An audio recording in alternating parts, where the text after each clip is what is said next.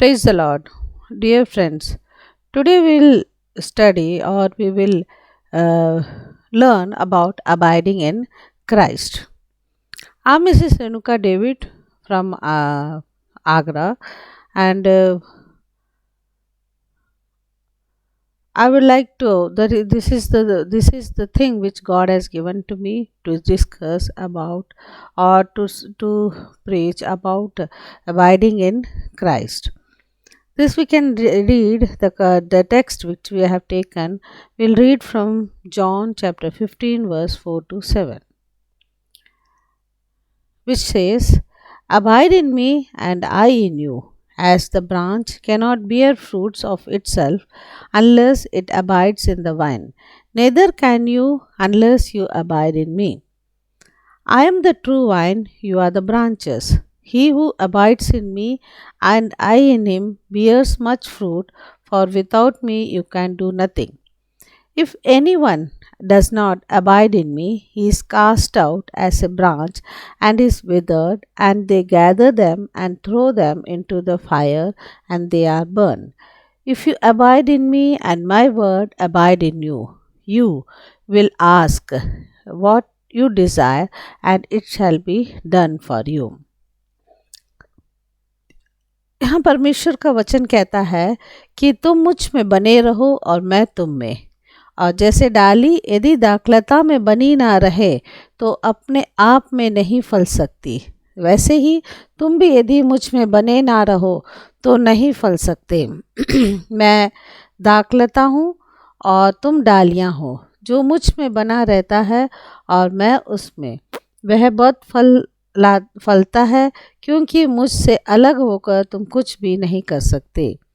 यदि कोई मुझ में बना ना रहे तो वह डाली के समान फेंक दिया जाता है और सूख जाता है, और लोग उन्हें बटोर कर आग में झोंक देते हैं और वे जल जाती है।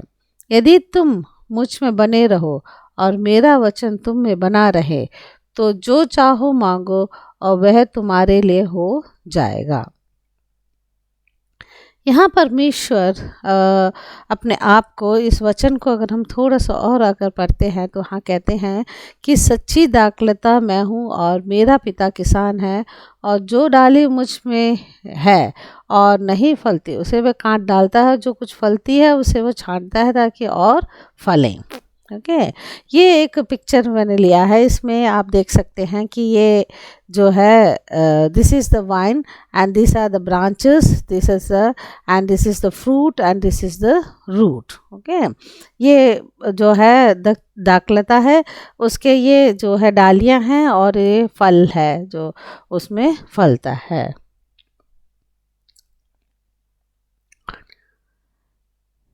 सो जो abiding in Christ involves dependence, obedience and continuous. परमेश्वर में बने रहने का मतलब होता है, या वो उससे मतलब होता है कि हम उन पे निर्भर हैं, उनकी आज्ञाओं को मानते हैं, उनके साथ बने रहते हैं। डिपेंडेंस ऑन हिम इन्वॉल्व्स, या उन पे बने रहना या उन पर निर्भर होने का मतलब है, जॉन 15:5 में बताते हैं, जैसे वचन बताता है, for without me you can do nothing. The verse is for without me you can do nothing. पाँच वचन में ये बताता है कि क्योंकि तुम मुझसे अलग होकर कुछ भी नहीं कर सकते। इसी तरह जैसे डाली जो है वो अगर स्टेम के साथ नहीं लगा है, दाखलता के साथ नहीं लगा है, वो कुछ भी नहीं कर सकता है, वो फल नहीं ला सकता है। इसी प्रकार हम भी जब we are also dependent upon the Christ. Here in 2 Chronicle chapter 20 verse 12 says, "Our God, will you not judge them? For we have no power to face this vast army that is attacking us. We do not know what to do, but our eyes are upon you." Here, the when the Israelites were fighting or were traveling, and they when they saw a large army of the Ammonites and other peoples, so they were afraid, and they all gathered together in front of the God, and they said, "Our eyes are upon you, and we don't have power without you. You do something for us." This is the dependency which we develop when we abide in Christ. ऐसे ही Psalms 127 says, "Unless the Lord builds the house, the builder labor in vain. Unless the Lord watches our city, the guard stands watch in vain.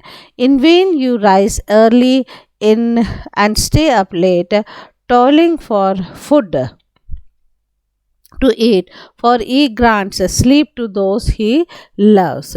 भजन संहिता उसके 127 में ये बताते हैं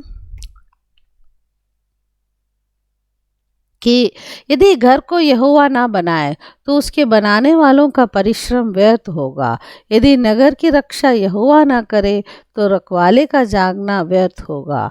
तुम जो सवेरे उठते हो, देर तक विश्राम करते और दुख भरी रोटी खाते हो, और सब तुम्हारे लिए व्यर्थ ही है, क्योंकि वह अपने प्रियों को यूं ही नींद प्रदान करता है। परमेश्वर पे बने रहना, उन पे बने रहने का मतलब होता है उन पे निर्भर होना, और निर्भर होने से जो है परमेश्वर उनसे प्यार करता है और और उनके प्रिय बन जाते हैं हम लोग। और जब हम उनके प्रिय बन जाते हैं तो हमें जो है सब नींद इतनी अच्छी आती है कि हमारा जो परिश्रम है और जो हम दिन भर चिंता करते रहते हैं और चिंता के कारण हमें नींद नहीं आती है, ये सारी चीज़ें दूर हो जाती है, क्योंकि परमेश्वर जिनसे प्यार करता है उन्हें वो अच्छी नींद प्रदान करता है। द सेम वे पर when God loves us, when we are dependent upon him, like as the branch is dependent upon the vine, God gives us the reward of our work.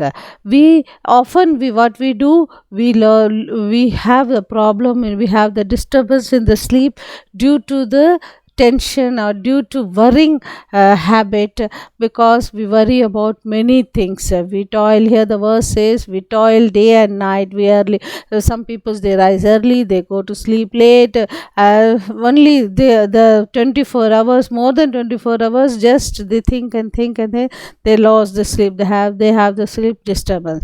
But God here says, unless the Lord builds the house, unless the Lord watches the city, the all your effort will be vain if God is not with us. So God directs our steps. In Jeremiah 6:23 says, "Lord, I know that people's lives are not their own. It is not for them to direct their steps. It is the God who directs the steps." The verse says that the word of the Lord is the lamp to our feet. Okay, we receive from God what we can have only those things which is given to us from the heaven, and we receive it, as in John 3:27 says, a person can receive only what is given to them. हाँ, परमेश्वर जो है अपने प्रिय से जो उन पर निर्भर होता है, उनके जो है स्टेप्स को, उनके जो है हर कदम को उनकी रक्षा करता है, उनको वो चलाता है। यिर्मयाह चैप्टर 10 वर्स 23 में ये बताते हैं कि मनुष्य का मार्ग उसके वश में नहीं है। मनुष्य चलता तो है, परंतु उसके डग उसके अधीन नहीं है, क्योंकि वो जो है, जो कुछ भी वो करता है वो सब व्यर्थ होता है, क्यों परमेश्वर का वचन ही उनके मार्ग का दर्शन होता है। ठीक है, और जो है यूहन्ना उसका 3 अध्याय और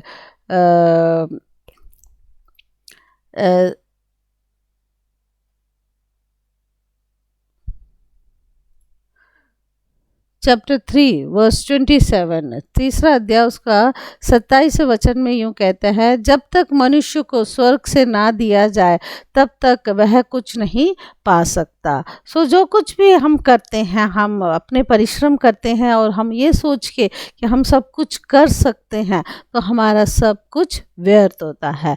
Whenever we think that we can do everything without Christ, then that is all totally a waste. We have to be dependent upon Christ. Abide in Christ means we have to be dependent upon Him. It involves dependency. Second, it involves obedience to Him. What do you mean by obedience? Obedience means compliance with an order or request or law or submission to another's authority. Okay, आज्ञाकारिता होना या आज्ञा को मानना मतलब किसी नियम को पालन करना, या किसी ने कुछ कहा है तो उस चीज को पालन करना, उसे बोलते हैं आज्ञाकारिता। Okay, according to Holman illustrated Bible dictionary, ये एक डिक्शनरी है जिसमें बिब्लिकल डिक्शनरी है, बाइबल रिलेटेड डिक्शनरी है, जिसमें ये ओबीडियंस का मतलब ये बताया है, to hear God's word and to act accordingly. That means मतलब कि परमेश्वर के वचन को सुनना और उसके अनुसार चलना। ओके, पर यहाँ पर जो है हम इस जगह में यूहन्ना उसके 15वें अध्याय में ये देखते हैं, यहाँ पर जो है ओबीडियंस का मतलब है कि परमेश्वर की आत्मा हमें जो है खिलाता है, नरिश करता है। God's obedience in this context is God's spirit nourishes us.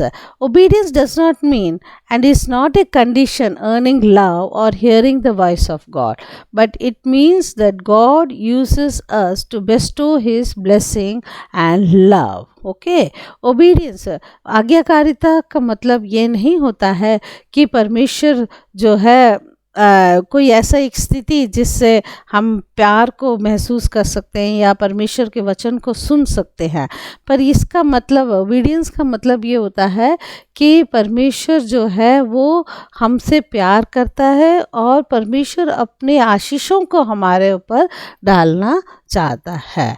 So verse 4 says that as the branch cannot bear fruit of its own or cannot bear fruit of itself, as the fruit is the blessing and love of God on us.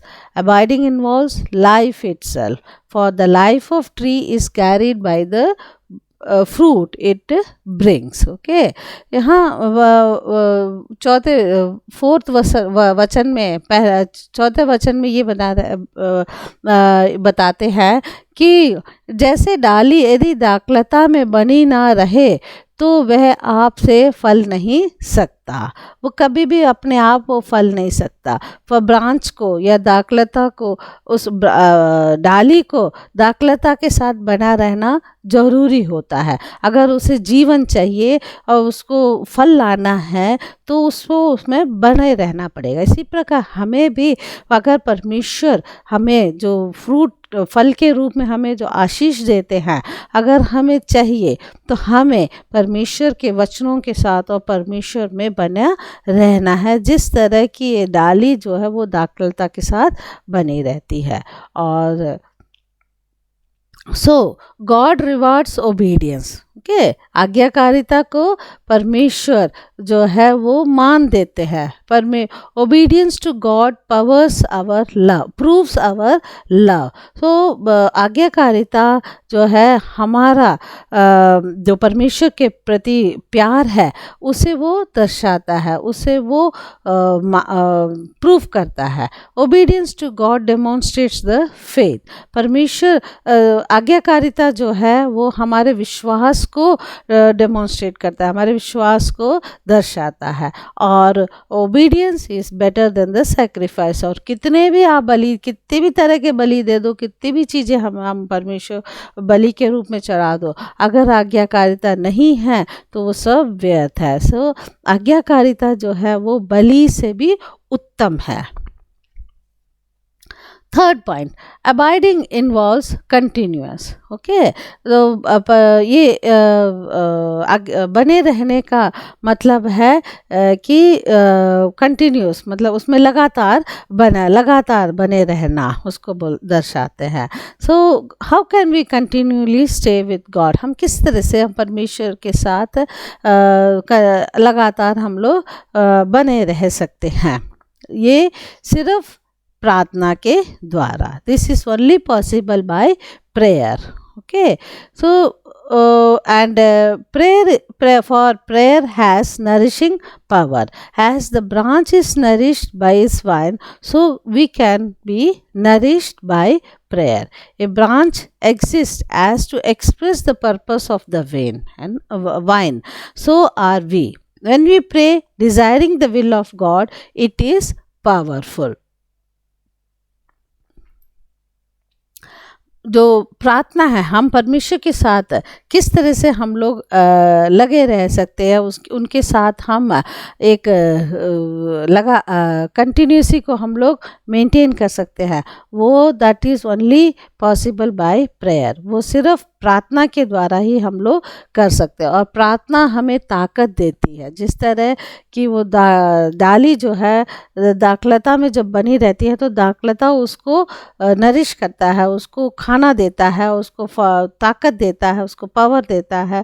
तो उसी प्रकार और branch जो है, वो डाली जो है, वो उस दाखलता को एक्सप्रेस करता है, दिखाता है ना, उसको वो दर्शाता है, दर्शन देता है वो क्या है। वो जो ब्रांच है, वो जो पेड़ बन के आया है, वो किस चीज़ का पेड़ है, वो कौन दिखाता है, वो ब्रांच ही दिखाता है अपने फल के द्वारा। सो फल से ही हम कहते हैं कि ये इस चीज़ का इस फल का जो है पेड़ है करके। एंड दैट वो जो कंटिन्यूटी उस फल को लाने के लिए जो चीज़ें ज़रूरत होती है, वो कहाँ से मिलता है, ब्रांच को वो उस डाली के द्वारा, उस दाखलता के पास से ही मिलता है। इसी प्रकार हमें भी अगर हम परमेश्वर में बने रहना है, हमें लगातार प्रार्थना करना, और प्रार्थना जो है वो बहुत ताकतवर होता है। याकूब उसके 5 और उसके 16 वचन में ये बताते हैं कि इसलिए तुम आपस में एक दूसरे के सामने अपने अपने पापों को मान लो और एक दूसरे के लिए प्रार्थना करो, जिससे चंगे हो जाओ, क्योंकि धर्मी जन की प्रार्थना में प्रभाव से बहुत कुछ हो सकता है। धर्मी जन के प्रार्थना से बहुत कुछ हो सकता है। The power of the righteous person is powerful and effective. When a person prays, a righteous person prays, it is powerful and it is effective. But what happens, sometimes we pray anorexic prayer. Anorexia आपने word सुना होगा, एक तरह का एक eating disorder है। इसी तरह हम लोग भी कभी कभी प्रार्थना इस तरह से करते हैं कि हम जो है उतना ज़्यादा समय जो है परमेश्वर के साथ प्रार्थना नहीं करते। जैसे कि जो एनोरेक्सिया होता है, वो ईटिंग डिसऑर्डर होता है एनोरेक्सिया। उसमें क्या है, तो वो जो इंसान है वो खाना ही नहीं पसंद करता, और देखते ही उसको उल्टी आ जाएगी या हर चीज़ के लिए मना करेंगे, और वो जो है अपने आप को नुकसान पहुंचाते हैं। और दूसरे तरह के जो प्रार्थना करने वाले लोग होते हैं, वो खाते तो हैं, पर उस खाने पर जो उस खाने को बाद में खाना खाएंगे फिर उसको निकाल देंगे, खाना खाएंगे उसको निकाल देंगे, मतलब उनको उस खाने पर अपने शरीर पर लगने के लिए नहीं देते हैं। इसी तरह हमारा प्रार्थना भी होता है, कई बार हमारे प्रार्थना भी ऐसे ही होते हैं।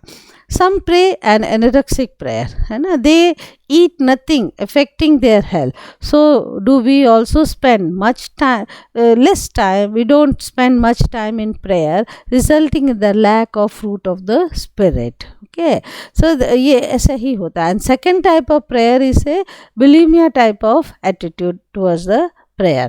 They pray for the want of something. मतलब हमें चाहिए, भूख लगी है, खाना खाना है ना, we are hungry so we want to have the food, और we want the food so we are eating it, but we don't believe in the power of the prayer.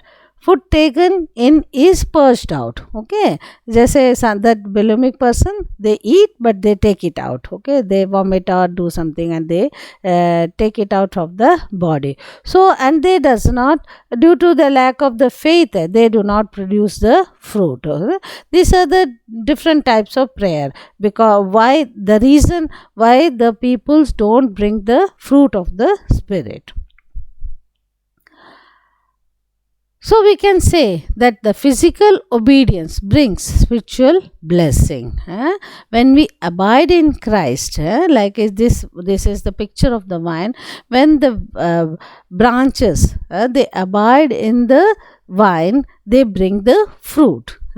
The root takes the required things to the vine, and it goes to the branch. It the helps the leaf helps in the photosynthesis by taking the light, sunlight and other things. All the process happens so that we bring the fruit. In the same way, when we abide in the Christ, we bring the fruit of the Spirit, which is love, joy, peace, patience, and we are very fruitful, and we are useful to everyone, and our prayer are answered, and our prayers are very powerful, and for that we have to abide in Christ.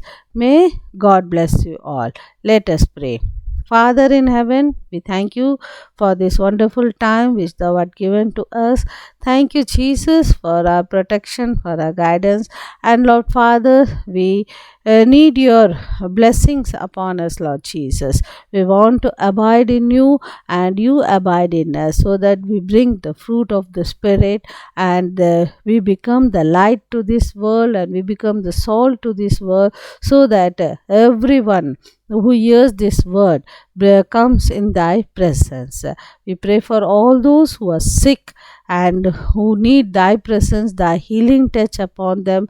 You stretch out thy wounded hand upon them and heal them and touch them. And Lord Jesus, let the peace and joy rule over each and every one of them. Father, we thank you, Jesus, for answering our prayer. Help us, pour out the heavenly blessing upon us, and you pour out thy Holy Spirit upon us, so that we abide in you and you abide in us. Ask in the name of Lord and Savior Jesus Christ. Amen. Thank you for listening to this message, and if you like this, do subscribe my channel and press the bell icon, so that in future whatever the videos are uploaded, it will reach to you, the notification will reach to you. May God bless you all. Amen.